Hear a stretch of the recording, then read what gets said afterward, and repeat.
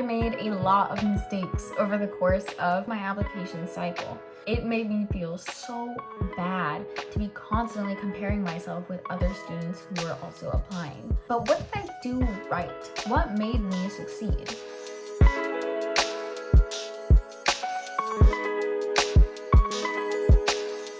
Hey y'all, I'm Ashwathi. I am an incoming MSTP student. This year I applied to medical school, and over the course of my medical application cycle, I learned a lot about what medical schools look for in applicants. After extensive reflection on my experience, I've realized that there were several mistakes that I made over the course of my application cycle, as well as a few things that I did right. I want to share the lessons that I learned with medical applicants like you so that I'm able to help you guys approach the medical application cycle in a more intelligent way. While the experiences that I discuss here will be helpful for older applicants who are gearing up to apply to the medical cycle, I feel like my experiences will be even more helpful for younger applicants who have yet to decide what they want to spend their time on over the course of their undergraduate career. So without further ado, let's get right into it.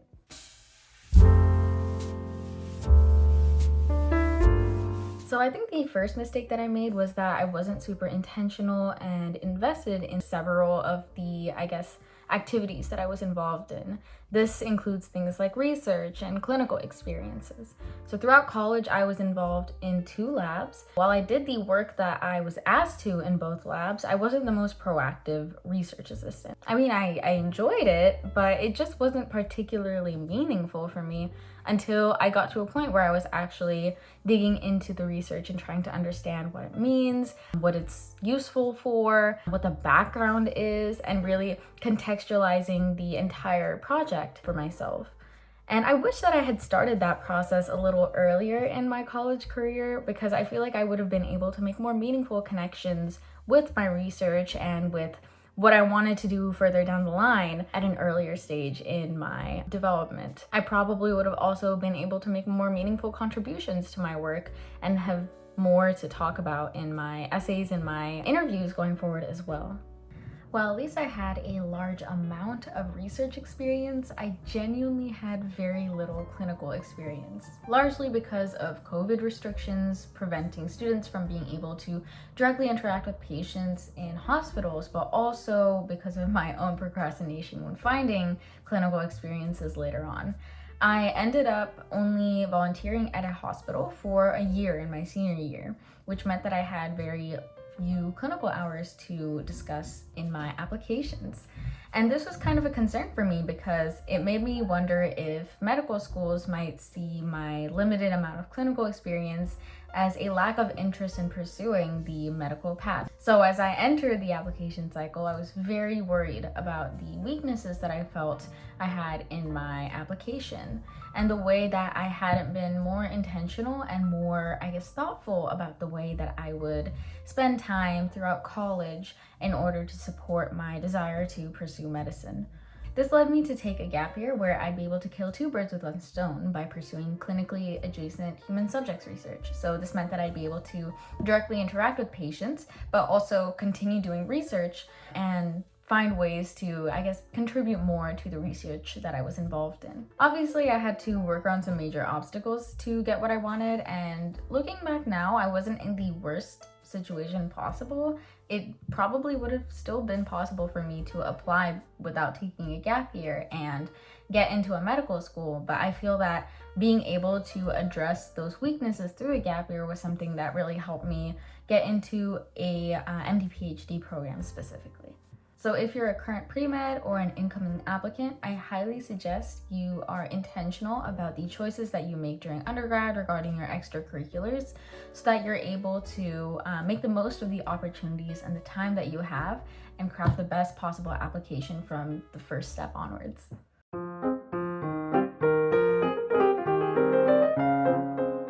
I I'd say the next major mistake that I made was not submitting my primary and secondary applications early enough. Medical school is already difficult to get into. You want to make sure that you're maximizing your chances for success, and that includes submitting your applications early, making sure adcoms are able to see a quality application as early as possible. Medical school is a rolling admissions process, so an early submission could lead to earlier interviews and therefore earlier acceptances. I ended up submitting my primary AMCAS application around a month after the submission opened up, and my Texas medical school application around 2 months after it opened up. So I was definitely kind of behind when it came to actually having adcoms see my applications early. This put me at a disadvantage since I was receiving secondary applications around the same time that other applicants were already receiving interviews and even acceptances. While this was an issue, the more important issue came to how I submitted my secondary applications. Something that is very, very useful and something that I didn't take very seriously when I was applying was the value of pre-writing secondary application essays.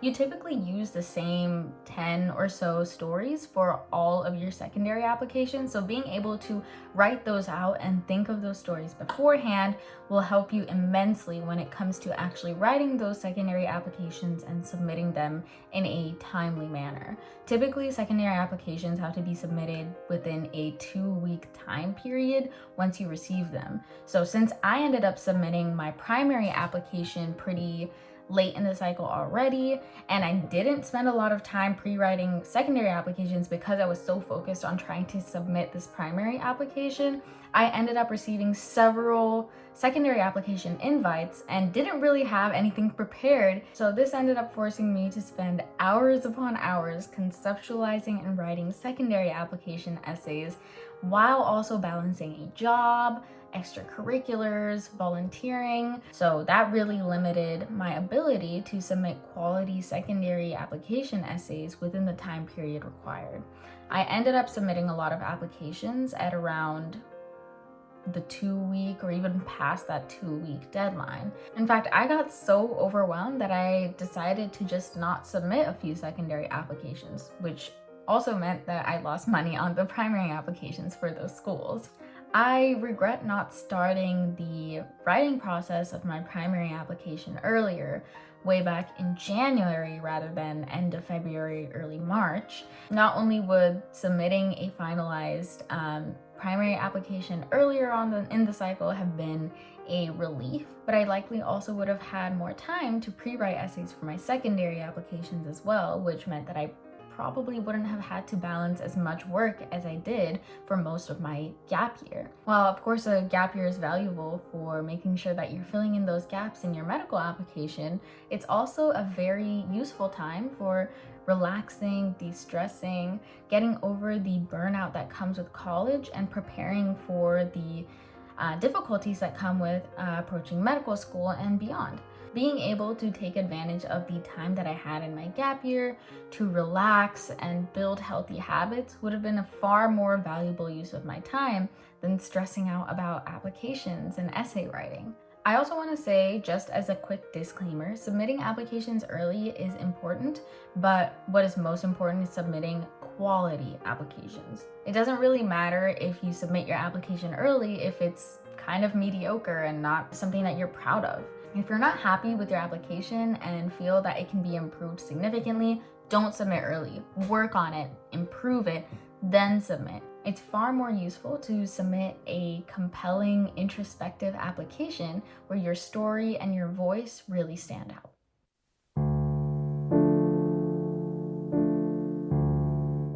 I'd say my last and probably most important major issue with my application was the fact that I didn't do a lot of research. And I'm not talking about lab research. I'm talking about research on medical applications and the cycle itself. What does it actually take to get into medical school, specifically to MD PhD programs? What activities should you list on your application to succeed? What makes an applicant really stand out? I wasn't really involved in any pre-med clubs during my undergraduate career, and all I learned during the first 3 years of college was that typically medical applicants have around 100 hours of clinical experience, 100 hours of shadowing, and that the average MCAT score for a medical matriculant was 511. So I let this minimal information guide me and what I did for most of my college career. I ended up realizing only in my senior year what actually competitive medical applications look like when I first started perusing things like Reddit and Student Doctor Network, all of these internet forums where the highly competitive applicants discuss their own applications and ask for advice.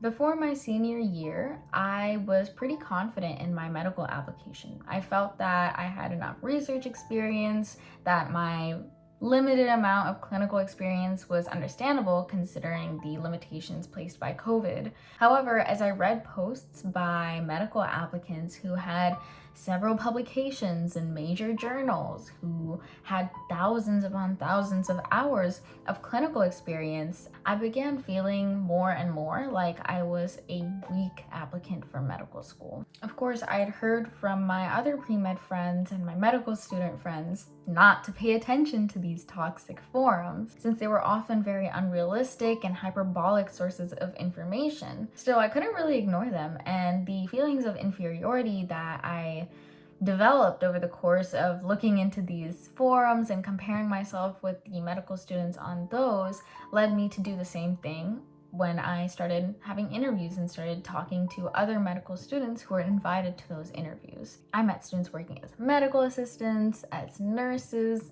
students applying right out of undergrad, students who had taken several gap years and gotten a ton of experience, and I found a way to berate myself for my perceived failures with each and every interaction. I wasn't able to enjoy the interview experience to the fullest and really just focus on making friends and getting to know people because I was so focused on this aspect of applications. I spent so much of my gap year just caught up in these cycles of hope and despair because I had convinced myself that I was inadequate, that I wouldn't be a successful applicant, and that feeling led me to just have a really negative time over the course of the interview cycle especially.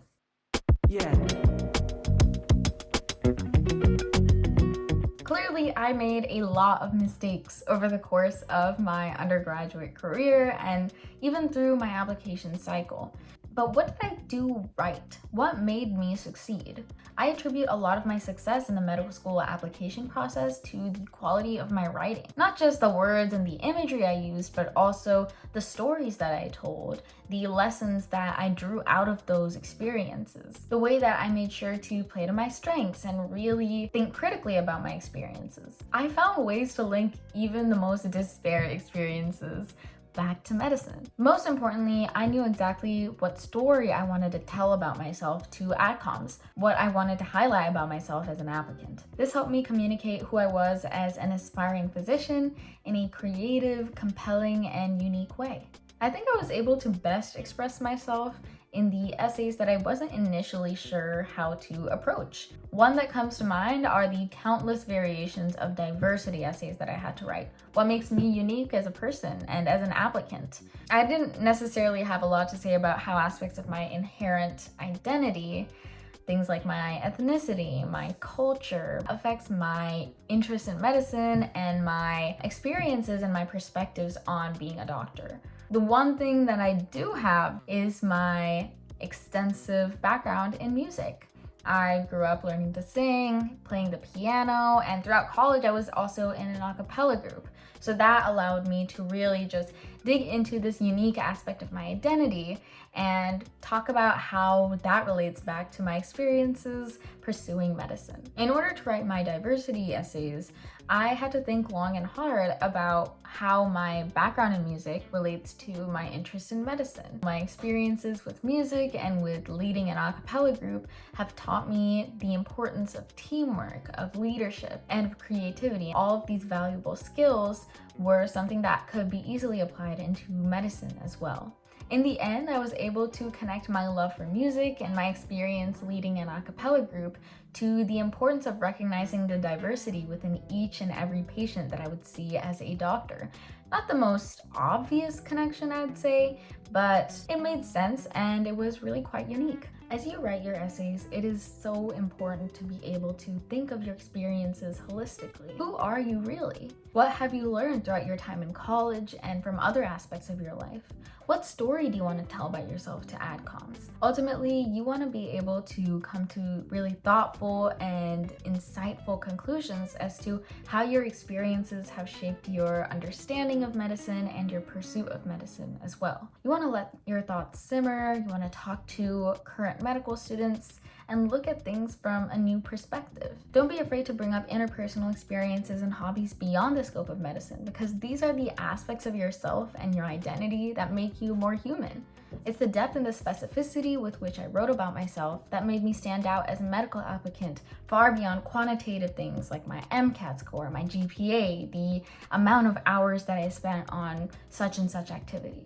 Because of my success in writing application essays, I've decided to start providing an application essay writing service where I will help medical applicants like you revise, edit, and improve your essays for applications. So if you're interested in this application writing service, please don't hesitate to contact me at ashwathywriting@gmail.com or fill out the form that I've linked in the bio that will ask you more about your application and what you might need help on.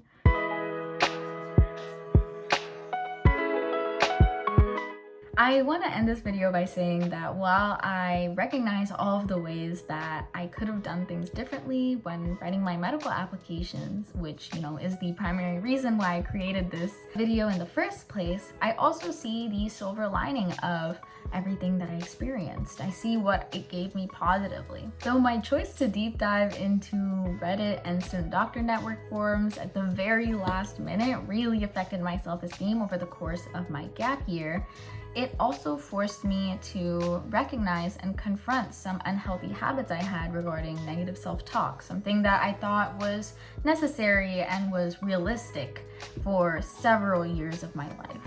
I might not have had the best or the most plentiful experiences to discuss in my applications, but as I thought about my experiences and tried to discuss them in the context of the essays that I was asked to write, I began more consciously recognizing all of the lessons that I had learned over the course of my experiences throughout college, the ways in which I had changed my understanding of research and of medicine and even of myself. I feel like the way in which I view my life has also changed pretty positively to really focus on my growth and learning rather than on the failures that I might have experienced. And last but not least, I came to realize that I'm a pretty good writer, which is a bit of an ego boost. I hope that by sharing my experiences with the medical application process, I have helped you come to an understanding of what to prioritize or think about as you approach the medical application cycle yourself. If you did indeed learn something and enjoyed my video, please like, comment, and subscribe below. Hope y'all have a wonderful rest of your day and good luck with applications. See you next time.